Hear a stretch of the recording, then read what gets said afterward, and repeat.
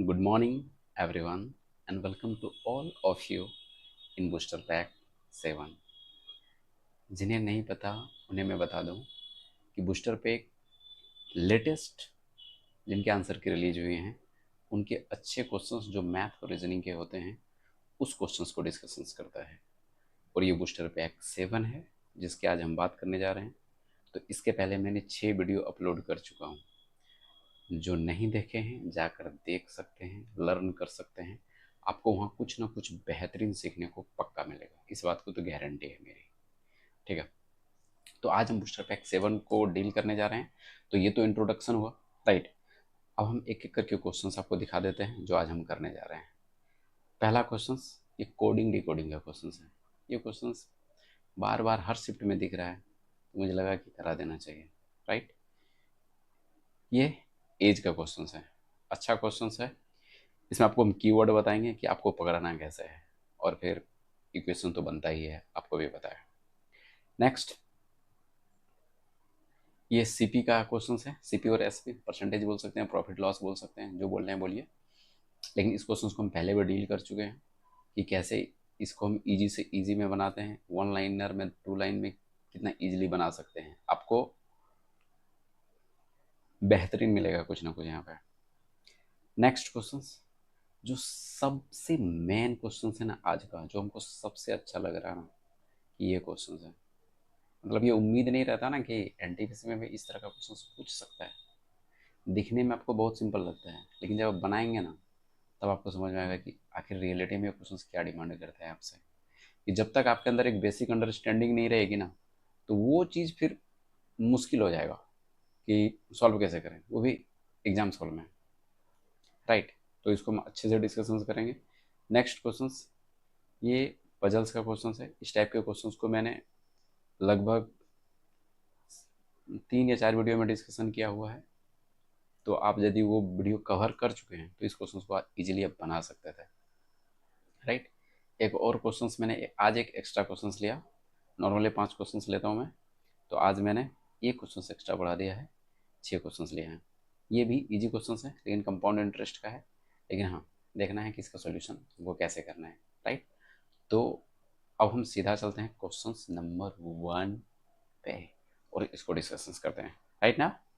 So start. ये रहा आपका सॉल्यूशन, ठीक है। सुनो ध्यान से, एक हज दे रखा है, एक परसेंटेज दे रखा है। सुनो यहाँ पे, आप एक यहाँ पे लाइन ड्रॉ करो और यहाँ पे लिखो क्यू वी आर, जो आपको दे रखा है क्यू वी आर। और यहाँ पर सी एच डी दे रखा है, सी एच डी दे रखा है, और यहाँ पर परसेंटेज दे रखा है। तो आपको यहाँ पर एक ऐसी लाइन ड्रॉ करो, ठीक है। जो आप एग्जाम्स हॉल में करेंगे ना वही मैं बता रहा हूँ, और इसका मकसद यही है। C3, एक सेकेंड, C3 होता है, ठीक है। H8 होता है, D4 होता है, पता है ना, अल्फ़ाबेटिकल कोडिंग करना पड़ता है पहले। Q17 होता है, V22 और R18 होता है, ठीक है। अब आपको ऑप्शंस पे जाना है, एक सेकेंड। आपको ऑप्शंस पे जाना है कैसे। पहला ऑप्शन मतलब मान ले मैंने कि L कितना होता है, 12 होता है। 12, 12 5 17 हो रहा है यहाँ पे, ठीक है। आप ऑप्शन से ही मैच करेंगे, सिर्फ एक से मैच करना है। अब सब एक बार चेक मत करने बैठ जाना। C3 है तो यहाँ पर इसका मतलब 8 होना चाहिए था। 3 और 5 8, तो इसका मतलब जब 8 है तो यहाँ पर H हो रहा है।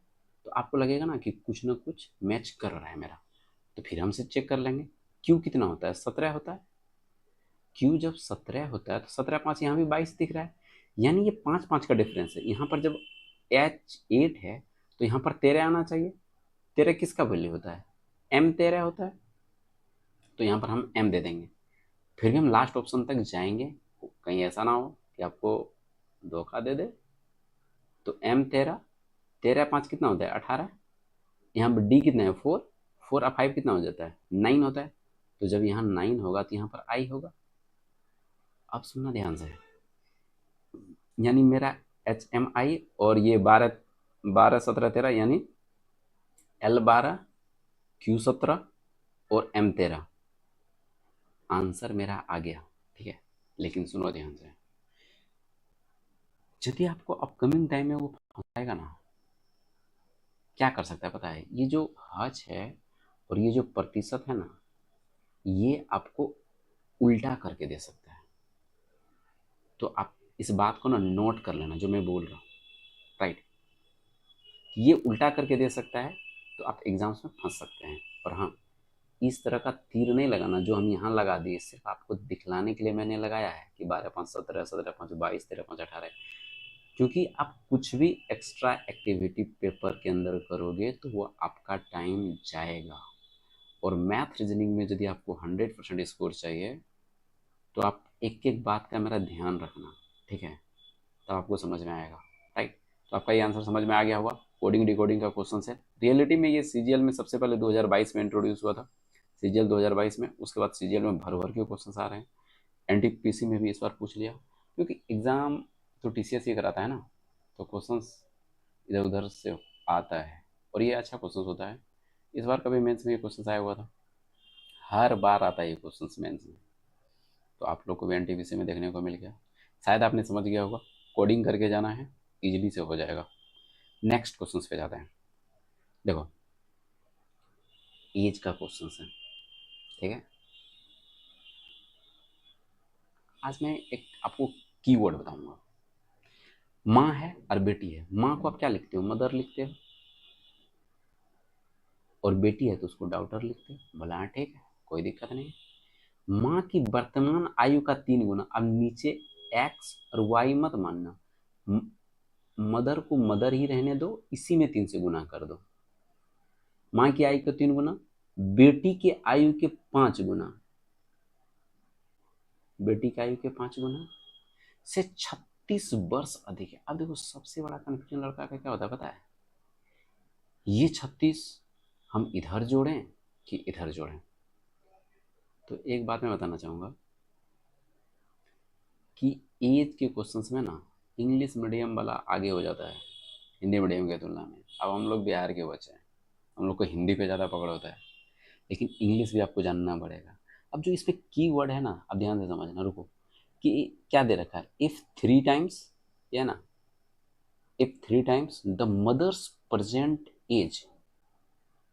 ये जो इज है ना, इज, इस कीवर्ड को आपको पकड़ना है। इज के पहले जो है, यानी 3 times the mother's present age, तो मदर के प्रेजेंट एज का 3 गुना हो गया। बोला हाँ, ठीक है। इज के आगे क्या है? 36 ईयर मोर देन 5 टाइम्स हर डाउटर्स एज, यानी डाउटर के एज का 5 गुना। और चूंकि ये इज के बाद है तो ये इस साइड होगा। ध्यान से, वरना आप एग्जाम में टाइम बर्बाद हो जाता है यदि आपने उल्टा लिख दिया ना। और जो एग्जाम देता है ना वो इस चीज़ को समझ पा रहा होगा। तो 3m इक्वल्स 5d प्लस हम 36 करेंगे। एक इक्वेशन आपका ये बन गया। देखो ईच कितना इंपॉर्टेंट है। अब देखना, नेक्स्ट इक्वेशन, नेक्स्ट हम बना रहे हैं। 3 times the daughter's is, 3 times daughter's is, अब डायरेक्ट लिख देते हैं 3d is 4 years less than mother's age. तो मदर को मैंने m से डिनोट किया था और m-4 कर दिया। तो क्या मैं m इक्वल्स लिख सकता हूँ 3d प्लस 4? उस साइड जाएगा तो प्लस हो जाएगा। अब हमको 3m तक जाना है तो इसमें क्या करते हैं, दोनों साइड से 3 से गुना कर देते हैं। 3m बराबर 9d प्लस 12। ये दो इक्वेशंस हो गया। अब सुनो, 3m की वैल्यू कितना आ रहा है इक्वेशन 2 से? 9d plus 12। और पहला इक्वेशंस में 3m बराबर कितना है? 5d plus 36। सुनो ध्यान से, आपने ईच वाला जो मेन की है, जो मेन पॉइंट है, ईच वाला पकड़ना है आपको। आपने इक्वेशंस बना लिया। आपको मान लो कि तब पर भी आपने गलती कर दिया, आप जब गलती करोगे ना तो आपको ये चीज़ दिख जाएगा कि जब आप सेट कर रहे हो ना तो वो चीज़ें नेगेटिव में आ जाएगी। देखो एज तो आना चाहिए पॉजिटिव में, तो यदि नेगेटिव आया तो इसका मतलब आप इक्वेशंस में गलती कर रहे हैं। ठीक है, इसीलिए एज वाले क्वेश्चंस को ना ध्यान से बनाइए। तो 9D में 5D चला गया तो हो जाएगा 4D, और 36 में 12 चला गया तो कितना बचेगा, 24 बचेगा। बोला ठीक है। डी बराबर कितना हो गया, 6, यानी डॉटर की एज कितना हो गया, 6। अब डी का वैल्यू जहाँ पर पुट करना है पुट कर दो, आपको एम का वैल्यू आ जाएगा। पहला क्वेश्चन में मान लो मैंने पुट कर दिया, तो सुनो, पहला क्वेश्चन में यदि मैं पुट कर दूंगा तो क्या हो जाएगा, 6×5 = 36, 66, तो 3m की वैल्यू कितना हो जाएगी, 66। तो m कितना हो जाएगा, 22, यानी मदर की एज कितना होता है, 22। क्वेश्चन आपको क्या पूछ रखा है, क्वेश्चन ये पूछ रखा है ना कि तो माँ और बेटी की वर्तमान आयु के बीच अंतर क्या है, तो 22 में से 16 हटा दीजिए, अंतर में वही होता ना, 16 ईयर्स आंसर। इस क्वेश्चन लेने का मकसद सिर्फ ये था कि आप इक्वेशन सेट कर सकें। और इसमें जो सबसे ज़्यादा इंपॉर्टेंट है ना, आप याद रख लेना, इज। इज के जो इस साइड है इसको एक इक्वेशन से बनाएंगे, और जो इस साइड है उसको ऐसे इक्वेशन इक्वेट करके बनाएंगे। मतलब इज को आप माइंड में ये सेट कर लो ना कि ये इक्वल्स है। इतना इजीली ये क्वेश्चन बनेगा ना, फिर आप याद करोगे हमको। ठीक है, सो विदाउट टाइम बर्बाद किया हम चलते हैं नेक्स्ट क्वेश्चन में। राइट, सुनो, बहुत इजी अगेन, मतलब ये इजी है, वो सब तो अच्छा ही क्वेश्चन था। सुनो, आपको मैंने एक बात बताया था, a shopkeeper marked his goods at X% above their cost price and sold them। देखो, मार्क्ड प्राइस पे आप कोई भी डिस्काउंट दोगे तो सेलिंग प्राइस पे पहुंच जाओगे। इस चीज़ को मैंने अच्छी तरह से डिस्कस कर चुका हूँ, आप पुराने वीडियो जाके देखिए ताकि हमें भी अच्छा लगे और आप भी इस चीज़ को सीख सको। तो और ये मार्केट प्राइस कैसे होता है, मार्केट प्राइस यही होता ना, मार्केट प्राइस यही होता ना कि सीपी को आप कुछ परसेंटेज से बढ़ा रहे हो, कोई भी परसेंटेज से आप बढ़ा रहे हो ना, मतलब हम ट्रेडिशनल का बात कर रहे हैं, ये आपको समझाने के लिए सिर्फ, कोई मकसद नहीं है। मतलब आपको भी पता है कि एमपी जब भी बनती है, यानी मार्क प्राइस जब भी बनती है, वो सीपी से कुछ ना कुछ हम परसेंटेज बढ़ाते हैं जितना में हमको बेचना होता है। ठीक है, तो हम एक काम कर लेते हैं, हमको तो नहीं पता ना कि दुकानदार ने करे मुझसे कितना % अधिक अंकित किया है, तो ये एमपी है, और डिस्काउंट कितना है, 10% की छूट पर बेचता है। 10% का मतलब क्या होता है, 1/10। छूट पर बेचता है, यानी जो 10 का चीज़ है ना, ये 9 में बिक रहा है। ठीक है, और ये एसपी हो जाएगा। यहाँ 71% का लाभ होता है। 71% का मतलब क्या होता है, यानी 100 में कोई चीज़, 100 का कोई चीज़ 171 में बिक रहा है। बोला हाँ ठीक है, कोई दिक्कत नहीं। अब सुनो सुनो सुनो सुनो सुनो सुनो, 10 से घटाएंगे, 10 दही 100, 9 से घटाएंगे, 19 नमा 1 तिरियाल से, यानी हिंदी वाले के लिए बता रहा हूँ, यानी 19/10, 19/10, 19/10 ये ना मार्केट प्राइस की वैल्यू है, मार्केट प्राइस की वैल्यू है। और मार्केट प्राइस क्या होता है, सीपी से कुछ ना कुछ वो बढ़ता है। यानी आप सोचो, सीपी से जब भी बढ़ेगा सीपी से बढ़ेगा, तो जो ये बेस है ना, ये वाला जो हर में आपको दिख रहा ना, ये आपको सीपी है, और ये प्राइस 10 का चीज ना 19 हो रहा है, 9 यूनिट बढ़ रहा है, कितने पे, 10 पे। तो ये तो आपको पता है ना कि 9 गुना 100/10 करेंगे, ऐसे आपको दिख जाना चाहिए, आप इतने भी बच्चे नहीं हो। जैसे आपका ये आया ना एमपी कि 19/10 है, यानी सीपी से ये चीज 90% मेरा बढ़ा हुआ है। इस चीज को मैंने डिस्कशंस किया है, आप लास्ट वाली वीडियो, अपलोडेड वीडियो को जाकर देखिए, एक चीज़ वो अच्छा नहीं लगता ना कि आप एक ही चीज़ को बार बार डील करते हो। फिर इसमें यूट्यूब में ये भी समझ में नहीं आता कि कौन किसको क्या पता नहीं पता, कौन जान रहा नहीं जान रहा। तो हम एक स्टैंडर्ड वे को मेंटेन करते हैं, राइट। डेफिनेटली आपको समझ में आएगा कि कुछ नहीं है यार, मार्केट प्राइस में जो भी डिस्काउंट देगा वो सेलिंग प्राइस पे पहुंच जाएगा, बस सेट कर दो। ये एमपी आया, फ्रैक्शंस में आया, तो 10 का कोई चीज़ 19 हो रहा है तो पक्का है कि 90% बढ़ा हुआ है। That's it. Thank you. हाँ, आज में जो सबसे ज़्यादा मज़ा आने वाला है ना, इस क्वेश्चन पे मज़ा आने वाला है। बोले क्यों, ऐसा क्या है इस क्वेश्चन में? ध्यान से समझो पहले।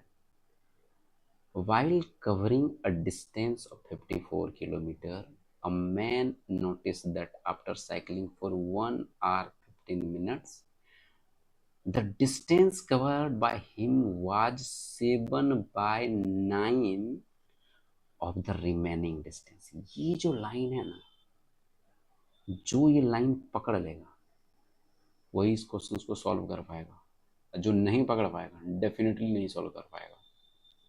आपको क्या दिया कि the distance covered by him was 7/9 of the remaining distance. मैंने लेट कर लिया रिमेनिंग डिस्टेंस। रिमेनिंग डिस्टेंस सुनो 9d। क्यों 9d पता है? 9d इसलिए ना कि 7/9 ऑफ द रिमेनिंग डिस्टेंस, तो यदि हम 9d ले लेंगे तो वो तो कट जाएगा ना, और इसलिए 9d लेते हैं। इस चीज का भी हम डिस्कशन कर चुके हैं लास्ट वीडियो में, ठीक है, कि मैंने 9d क्यों लेना। जो हर में रहता है, जो डिनोमिनेटर में रहता है, उसको हम पुट करते हैं ताकि सुनो, अब जैसे कि रिमेनिंग डिस्टेंस 9d मैंने ले लिया, तो इसी रिमेनिंग डिस्टेंस का 7/9 कवर किया हो ना वो, तो ये 9 से 9 कट जाएगा मेरा। इसलिए मैंने इक्वेशंस को इजी करने के लिए लिया। तो रिमेनिंग डिस्टेंस 9d है, बोला हाँ ठीक है। तो डिस्टेंस कवर्ड कितना हुआ है? कवर्ड हुआ है 7/9।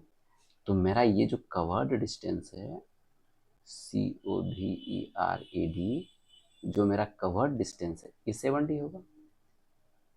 ये आपको समझ में आया कि 7d कहाँ से आया? सबसे पहले सुनो, ये जो डिस्टेंस कवर्ड हुआ है 7/9 है रिमेनिंग डिस्टेंस का। रिमेनिंग डिस्टेंस मैंने 9d इसलिए लिया क्योंकि इसका हर में 9 है, ठीक है। तो 9d रिमेनिंग डिस्टेंस है और 7/9 कवर कर चुका है, यानी 7d कवर हो चुका है, तो ये 7d। तो एक बात बताओ, कोई भी डिस्टेंस कैसे होता है? या तो वो सफ़र कर चुका है या वो बाकी है। तो यानी ये रिमेनिंग डिस्टेंस मेरा यदि 9d है, रिमेनिंग डिस्टेंस 9d है, और कवर्ड डिस्टेंस यदि मेरा 7d है, तो टोटल डिस्टेंस कितना हो जाएगा? ये मेरा टोटल जो डिस्टेंस होगा 9 7 16 होता है, ठीक है। और यही 16d का वैल्यू कितना है पता है? इसी डिस्टेंस को कवर किया गया है, और 16d का वैल्यू है 54 यानी 54। आपको हिंदी में थोड़ा समझा देंगे इसमें। हिंदी नहीं हो पाया इसका। मतलब एक बंदा है, 54 किलोमीटर का डिस्टेंस उसको तय करना है, मतलब 54 किलोमीटर का डिस्टेंस तय करना है। वो 1 घंटा 15 मिनट साइकिल चलाता है। तो वो इस चीज़ को नोटिस करता है कि जो वो डिस्टेंस कवर किया ना, तो जो उसका बचा हुआ डिस्टेंस है उसका 7/9 है। हिंदी उसका यही है। तो 16d बराबर 54, तो d बराबर क्या कर सकते हैं हम? 54/16 आप हटा सकते हैं, कोई दिक्कत नहीं है, नहीं तो छोड़ दो। d बराबर 54/16 हुआ, d 54/16। अब सुनो, 1 घंटा 15 मिनट उसको लगा है। 1 घंटा 15 मिनट को यदि आपको घंटा में बदलना होता तो कैसे बदलते हैं? 1/15 ऐसे ही करते हैं ना। तो आप इसको यहाँ से यहाँ कर दो 1/4, तो 4 × 4 एक 5/4 घंटा कर सकते हैं। 1 घंटा 15 मिनट को ही तो लिखते हैं 5/4 घंटा। बोला हाँ ठीक है। तो डी का वैल्यू मेरा 54/16 आ गया। मैंने कवर क्या किया डिस्टेंस भाई? मैंने 7d कवर किया है, जो कवर किया हुआ है, स्पीड तो आप वहीं से निकालोगे ना कि इतने टाइम में वो कितने को कवर किया है। तो 70 की वैल्यू कितना हो जाएगी? 70 की वैल्यू हो जाएगी 54/16। ये तो डी का वैल्यू था और 7 से मल्टीप्लाई कर देंगे। बोला ठीक है। अब हम थोड़ा सा इसको सोल्यूशन कर लेते हैं इस साइड। तो 54 × 7/16 ये मेरा डिस्टेंस है। और स्पीड कैसे निकालते हैं? स्पीड बराबर फॉर्मूला ये होता है ना, speed equals distance upon time. तो बोला ठीक है। तो टाइम मेरा 5/4 घंटा है, तो इसको 5/4 से हम डिवाइड करेंगे तो यहाँ पर 5, चूंकि ये हर में 4 तो 4 चला जाएगा मेरा ऊपर। तो बोला ठीक है। तो 4 चौके 16, ये 2 से कटा देंगे, 2 दूना 4 और ये कितना हो जाएगा? 27। ठीक है। तो यहाँ पर आ जाएगा आपका 27 × 7/10 किलोमीटर प्रति घंटा। ठीक है। अब मल्टीप्लाई कर लो। 7 × 7 = 49 के 9, 4 7 दूना 14, 4 18, 189/10 यानी 18.9 किलोमीटर प्रति घंटा। इस क्वेश्चन को ना आप पहले वीडियो पॉज करो, पहले कोशिश करना समझने का ये कहता क्या है। मैं एक ही चीज़ को बार बार रिपीट नहीं करूँगा, नहीं तो वीडियो लंबा हो जाएगा, इसकी लेंथ बड़ी हो जाएगी। तो आप पहले वीडियो को पॉज करना और समझना कि रिमेनिंग डिस्टेंस कैसे किया, कवर डिस्टेंस कैसे हुआ, टोटल डिस्टेंस कैसे हुआ, फिर जो कवर किया 1 घंटा 15 मिनट को हम घंटा में कैसे बदले, फिर speed equal distance upon time, ये तो पता ही ना। उसके बाद हम आंसर तक पहुँचेंगे। वाकई में क्वेश्चन लाजवाब है और फर्स्ट अटैम्प्ट में तो नहीं बनाना चाहिए मेरे हिसाब से। अब बनेगा भी नहीं, टाइम बर्बाद कीजिएगा आप सिर्फ, और कुछ नहीं। सो फिलहाल हम चलते हैं क्वेश्चन नंबर 5 पे। इस टाइप के क्वेश्चंस मैं पहले भी डिस्कशंस करा चुका हूँ। जो नहीं किए हैं प्रीवियस वीडियो, वो ध्यान से देखेंगे। 6 5 4 3 क्या ना कि एक बिल्डिंग के अंदर ये 6 फ्लोर है, होता ना 1 2 3 4 5 6, बोला ठीक है। वही डेफिनेशन देगा कि निचली का नंबर 1 है, फिर 2 है और 6 तक जाता है। ये तो नॉर्मल सा बात है। तुम पजल्स देखते आ रहे हैं, सवाल को देखते आ रहे हैं, इसलिए हम डायरेक्ट ड्रॉ कर दिया। अब देखो, एक चीज़ मैंने आपको बताया था कि आपको ये चीज़ नहीं पता ना कि पॉसिबिलिटी क्या है और फिक्स्ड क्या है, तो आपको दोनों ड्रॉ करना पड़ेगा और डिसीजन लेना पड़ेगा, तब ये क्वेश्चन बनेगा। अब हम आते हैं ये साइड में, थोड़ा सा रफ पे काम करेंगे। बोलता है कि एफ और डी जिन मंजिल पर रहते हैं ना, उनका गुणनफल 15 है। अब बताओ, जो 15 है वो तो या तो 1 × 15 से बना होगा या 3 × 5 से बना होगा। तो 1 × 15 तो कभी नहीं होगा, क्योंकि 15 तल्ला तो यहाँ पर है ही नहीं। तो एफ का पॉसिबिलिटी, या तो मेरा एफ पॉसिबिलिटी ड्रॉ कर रहे हैं भाई, ये नहीं पता कि एफ 3 पर है कि 5 पर है। हो सकता है कि एफ 5 पर भी हो सकता है, ना, आपको थोड़ी ना पता, ना तो हमें पता। ई सी के ठीक ऊपर रहता है, मतलब ई सी के ठीक का मतलब क्या होता है? एकदम जस्ट ऊपर में। तो ये तो मेरा फिक्स्ड है। जो फिक्स्ड है ना, आप उसको घेर सकते हो ताकि आपको ना रफ करते वक्त एग्जाम में दिखे, क्योंकि एग्जाम्स के ऊपर कितना प्रेशर रहता है ना भाई साहब। जो एग्जाम्स में बैठा है वही इस चीज़ को बता सकता है और उस चीज़ को फील कर सकता है। ए और डी जिन मंजिलों पर रहते हैं ना, ए और डी जिन मंजिलों पर रहते हैं उनका योग 7 है। अब सुनो, आपके पास इतना चीज़ ही दे रखा है और इतना ही चीज़ में आपको डिसाइड करना है। तो हम एक काम करते हैं, पहले हम इस साइड थोड़ा सा ड्रॉ करके देख लेते हैं। यदि बन गया तो ठीक है, नहीं तो हम फिर इस साइड ड्रॉ कर लेंगे, जो फिक्स हो जाएगा मेरा। ठीक है। एफ जैसे मैंने पहले, एफ को मैंने 3 पर रख लेता हूँ। एफ को मैंने 3 पर रख लिया, बोला ठीक है। तो एफ को यदि आप 3 पर रखोगे तो डी को आपको 5 पर रखना पड़ेगा। तो डी और एफ का इक्वल 15 हो गया, बोला ठीक। ई और सी का अभी मुझे नहीं पता, a+d7 दे रखा है, a+d7 यानी d यदि हम 5 पर रखे हैं तो a को हमको यहाँ पर रखना पड़ेगा, a+d7 बोला हाँ ठीक है।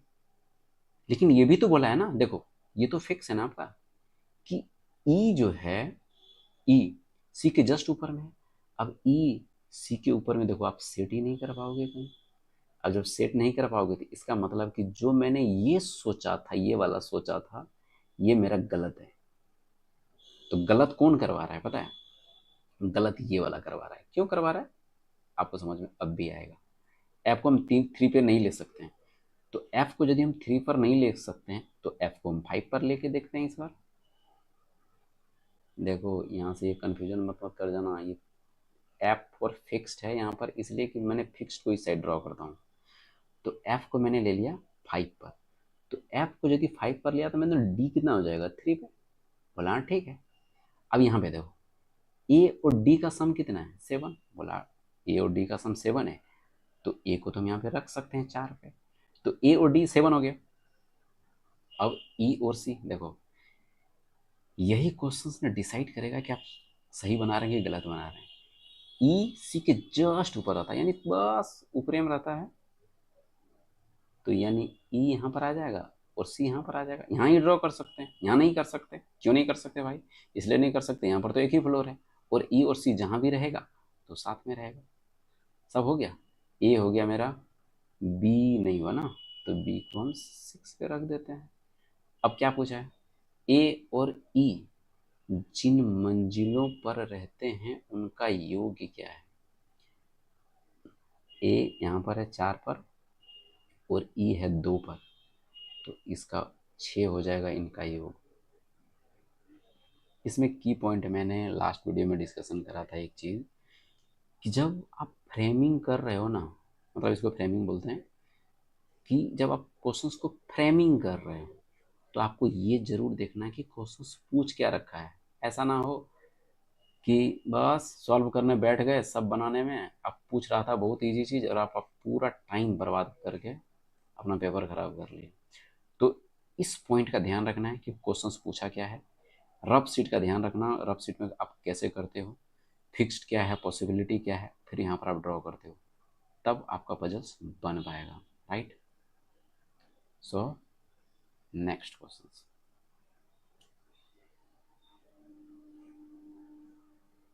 एक बात बताओ, जब अमाउंट, आपको ये पता है ना कि जो चक्रवृद्धि का मिश्रधन होता है उसका फॉर्मूला क्या होता है? आपको यदि फॉर्मूला थोड़ा सा डिस्कशन करेंगे तो P into 100 plus R, R percentage को डील करता है, बटे 100 टू दी पावर टी। कहीं कहीं आपको टी भी मिलेगा, कहीं कहीं आपको एन भी मिलेगा। तो ये आपका ना चक्रवृद्धि मिश्रधन हो गया। ठीक है? चक्रवृद्धि मिश्रधन मतलब ये हुआ कि अमाउंट प्लस आपका इंटरेस्ट। ठीक है? एक बंदा है 1612 रुपये उसके पास है, वो अपने बेटे सान और पीयूष में बांट दिया और उन्हें 8% वार्षिक ब्याज दर पर निवेश करने को कहा। देखो, जो वार्षिक रूप से संयोजित होता है, हिंदी वाले ध्यान देंगे कि यदि वार्षिक रूप से संयोजित होता है तो कंपाउंड इंटरेस्ट है। राइट? इंग्लिश वाले को तो वो दिख जाता है, इंग्लिश में क्लियर कर देता है, तो हिंदी वाले के साथ थोड़ा सा यहाँ पे जाती हो जाते हैं। तो कंपाउंडेड एनुअली यानी ये कंपाउंड इंटरेस्ट का क्वेश्चन है, तो हम फॉर्मूला ही जानते हैं ना। हाँ, अब सुनो, ये मेरा सान है और ये मेरा पीयूष है। भाई साहब, आप एक्स और वाई अमाउंट मत मानना, एस फॉर सान और पी फॉर पीयूष। आप ये बेटा भी है और इसको आपको अमाउंट पे मान लेना। क्यों? टाइम आपका बर्बाद होगा। वही बात, बार बार बच्चे वाली बात बता रहा हूँ। 100 प्लस आर बटे 100, यानी परसेंटेज की वैल्यू कितनी दे रखी है? 8 दे रखी है, तो 108 बटे 100। और यदि हम इसकी बात करेंगे तो यहाँ पर हो जाएगा 108 बटे 100। बोला ठीक है। कोई दिक्कत नहीं है। अब सुनो, वार्षिक संशोधित होता है सान और पीयूष। तो सान का देखो यहाँ कर्मशः दे रखा है 19 और 20 वर्ष, यानी ये आपका 19 वर्ष है और ये आपका 20 वर्ष है। आप यहीं पे कटा लीजिए तो अच्छा रहेगा। आपको पता है ना कि पावर इसका 19 है, तो यहाँ 19 तक पावर कटेगा तो आपका यहाँ पर एक पावर बच जाएगा यानी 1, तो 1 का तो 108/100 ही होगा। ये कटाने में तो कोई दिक्कत नहीं है। अब ये हो जाएगा, आप इसको यहाँ से कटा सकते हो, ये कर दो 27 और ये कर दो 25, और ये हो गया आपका 25s बराबर 27p। ठीक है। अब देखो एग्जाम्स में वो रेशियो मत सेट करने जाना कि s और p का कैसे वैल्यू निकालेंगे। सुनो, अपोजिट हो जाएगा, आपको भी पता है, यानी s 27 यूनिट को रिप्रेजेंट करेगा और p जो है ना ये आपका पीयूष ये 25 यूनिट को रिप्रेजेंट करेगा। हाँ ठीक है। देखो मैं ऐसा इसलिए क्यों कह रहा हूँ पता है, एग्जाम्स में यही चीज़ काम आता है, नहीं तो पूछना आप अपने आप से। तो ये जो 52 यूनिट है, 52 यूनिट की वैल्यू कितनी दे रखी है पता है? वही जो अमाउंट है 1612 रुपया, 1612 रुपया। तो क्या पूछा है, ऋषि ने शान को कितनी राशि दी, यानी एस यूनिट, एस का वैल्यू निकालना था। ये जो एस का वैल्यू निकाला नहीं, 27 यूनिट की वैल्यू निकालनी है। तो हमको 27 यूनिट की वैल्यू चाहिए, तो 1612/52 और यहाँ पर हम करेंगे 27 यूनिट। 4 से कट जाएगा 13, 4 से कटेगा 403, 13 से कटेगा 13 तिया 39 और यहाँ पर 31, 31 गुना 27, ये मेरा आंसर होना चाहिए। और सुनो, एग्जाम्स में आप ये यूनिट मिनट मत लिखना, नहीं तो फिर आपका यहाँ पर टाइम जाएगा। ठीक है। 31 गुना 27, ये शाम को अमाउंट मिलना चाहिए और मेरा यूनिट डिजिट पर 7 आना चाहिए था। मैंने ऑप्शंस पे गया, ऑप्शंस में देख रहे हैं 2 यूनिट डिजिट पे 7 है, तो आपका ऑप्शन यहाँ पे काम, यूनिट डिजिट काम नहीं करेगा। तो अब क्या करेंगे, 31 गुना 27 कर लेंगे, 7 1 7 7 21 और 31 दूना 62, 62 21 83 और 837 पर आप चले जाएंगे। एक एक चीज़ का याद रखना और अप्लाई करके देखना एग्जाम्स में। नहीं मज़ा आया तो फिर हमको बोलना, राइट। तो शायद ये लास्ट क्वेश्चन है और आपको ये समझ में भी आ गया होगा। ये लास्ट क्वेश्चन है। सो थैंक्स टू ऑल, आप इतना बने रहे, समझ में आया। बाकी जो समझ में नहीं आया आप कमेंट में जा सकते हो और पूछ सकते हो। जो यहाँ पे सबसे ज़्यादा इंपॉर्टेंट क्वेश्चन था ना, ये वाला क्वेश्चन था, ये टाइम एंड डिस्टेंस का।